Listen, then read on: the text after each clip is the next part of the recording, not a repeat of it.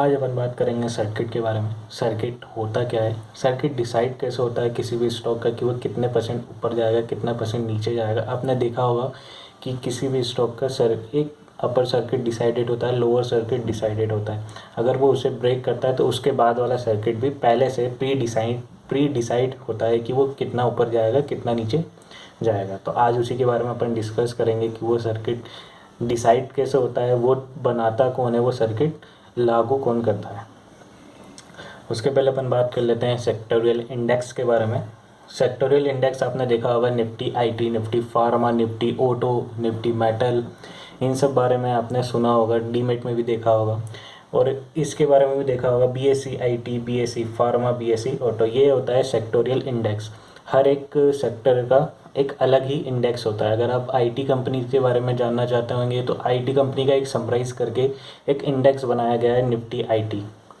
BSc IT, BSc मतलब Bombay stock exchange, जो बॉम्बे की कंपनियाँ है, जो पहले सबसे पहले बॉम्बे स्टॉक एक्सचेंज आया था, इसलिए। अब निफ्टी आईटी में ओवरऑल इंडिया, राइट, पूरे भारत की जितनी भी कंपनियां हैं आईटी की, उसका जो मेन कंपोनेंट बोल सकते हैं या मेन कंपनियां बोल सकते हैं, उनका समराइज़ करके एक वैल्यू निकाला जाता है, उसे अपन कहते हैं निफ्टी आईटी। चलिए फिर अपन बात करते हैं सर्किट। सर्किट डिसाइड कौन करता है?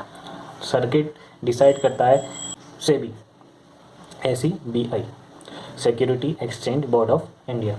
अब वो डिसाइड कैसे होता है? कोई सा भी स्टॉक हो, लाइक मान लो टाटा पावर, वो आज बंद हुआ है 350 पे, राइट, 350 पे बंद हुआ है, तो उसका सर्किट पहले से ही मार्केट ख़त्म होने के बाद जो उसकी क्लोजिंग होती है, उस पर आने वाले दिन का जो सर्किट होता है वो डिसाइड होता है। जैसे कि मानो कि टाटा पावर आज 350 पे बंद हुआ, ठीक है, 350 पे बंद हुआ। अब इसका जो सर्किट है, अब सेबी ने डिसाइड करके रखा है जो टाटा पावर है वो लार्ज कैप में आता है, ठीक है, तो उसका सर्किट होता है 10 से 20। ठीक है, पहले मैं ये भी बता देता हूँ कि लार्ज कैप का सर्किट कितना डिसाइड होता है और मिड कैप का कितना रहता है और स्मॉल कैप का कितना रहता है। ठीक है, लार्ज कैप में जो रहता है 1 to 100 कंपनियाँ होती है, सीक्वेंस वाइज रहती है उसकी मार्केट कैप के अकॉर्डिंग। मार्केट में सीक्वेंस बनाया जाता है कि हाँ, सबसे पहले सबसे ज़्यादा मार्केट कैप किसका है, फिर उसके बाद किसका है, फिर उसके बाद किसका है। तो ये सीक्वेंस में मैं आपको बता रहा हूँ। लार्ज कैप में 1 से लेकर 100 तक की जो कंपनियाँ होती है वो आती है। मिड कैप में 101 से लेकर 250 तक की कंपनियाँ आती है। स्मॉल कैप में 251 से लेकर जितनी बची रहती है वो सारी स्मॉल कैप में आती है। ठीक है, लार्ज कैप का जो सर्किट होता है वो 10 to 20 के बीच में रहता है। अब कोई से स्टॉक की प्राइस ही है 70,000, ठीक है, अब उसका 10% कितना होगा, ठीक है, तो वो तो 2 मिनट में अचीव करके आ जाएगा, इसलिए उसका सर्किट ज़्यादा रहता है, 20% रहता है।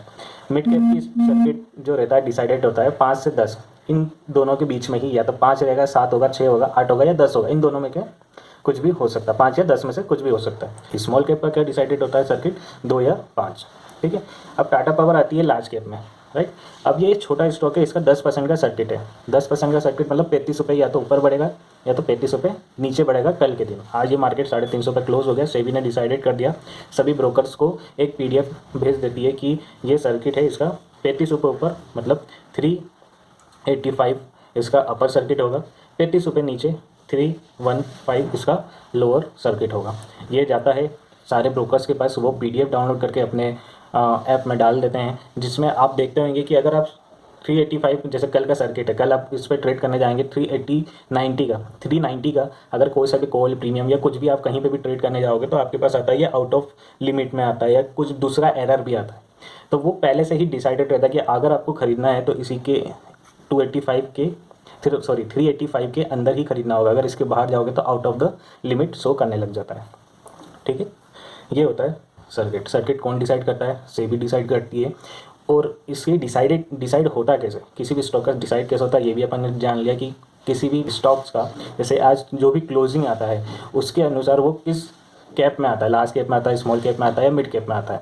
ये जो भी कैप में आता है उसके अकॉर्डिंग सर्किट के परसेंटेज डिसाइडेड रहते हैं, उसके अनुसार वो आने वाले दिन का वो सर्किट डिसाइड होता है। अब जैसे एग्जांपल के थ्रू समझ लेते हैं, एक कंपनी है XYZ, 700 रुपये की कंपनी है, उसका सर्किट 10 रुपये है, मतलब 70 रुपये या तो ऊपर जाएगा या तो 70 रुपये नीचे जाएगा, सर ठीक है। अब आज के दिन वो क्लोज हुआ 700 पे, ठीक है। अब कल के दिन का इसका सर्किट निकालना है तो अगर 10% ऊपर बढ़ाएंगे मतलब 70 रुपये अपन ऊपर बढ़ा देंगे, 770 ये बढ़ेगा, ठीक है। लोअर सर्किट मतलब नीचे कितना जा सकता है, ज़्यादा से ज़्यादा कितना गिर सकता है, वहाँ पे आके वो स्टॉप कर देगा। सेबी या एनएससी बीएससी वहाँ पे ट्रेडिंग स्टॉप कर देती है। अगर वहाँ पे जाएगा प्राइस, जैसे कल के दिन 700 से डायरेक्ट वो पहुँच गया 770, वहाँ पे ट्रेडिंग स्टॉप हो जाएगी, बाइंग सेलिंग स्टॉप हो जाएगी, वो फ्रीज हो जाएगा स्टॉक। ठीक है, अब 350, अगर ये 10% नीचे गिरेगा, मतलब 70 रुपये नीचे गिरेगा, 630 तक ये गिर सकता है।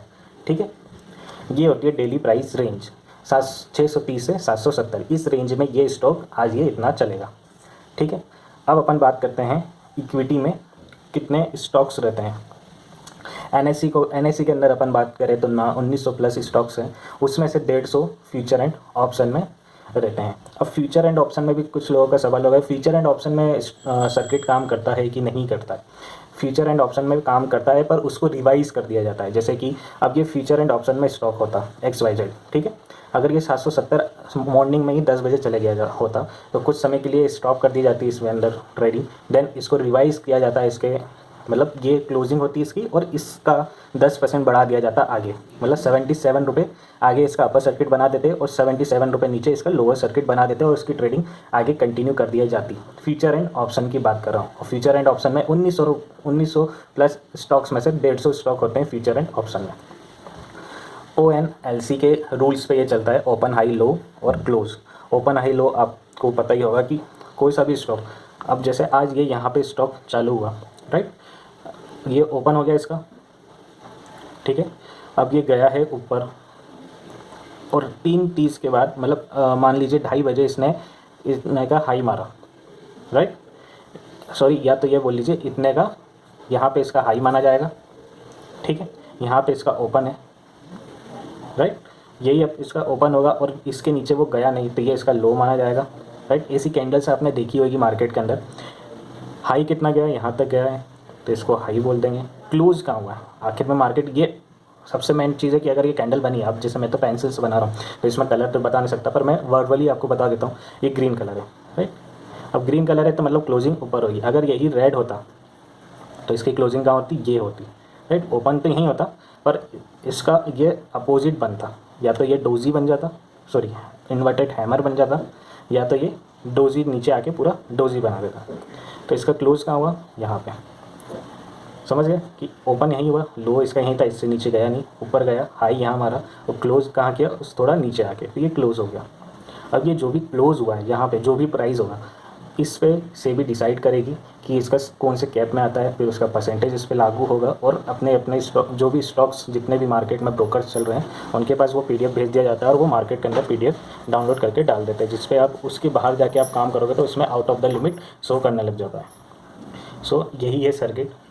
आज अपन ने ये टॉपिक सर्किट क्लियर किया है। आई होप आपको समझ में आ गया होगा। अगर आपको ये अच्छा लगा हो तो लाइक शेयर सब्सक्राइब करना मत भूलिएगा। मिलते हैं नेक्स्ट वीडियो में। जय श्री राम।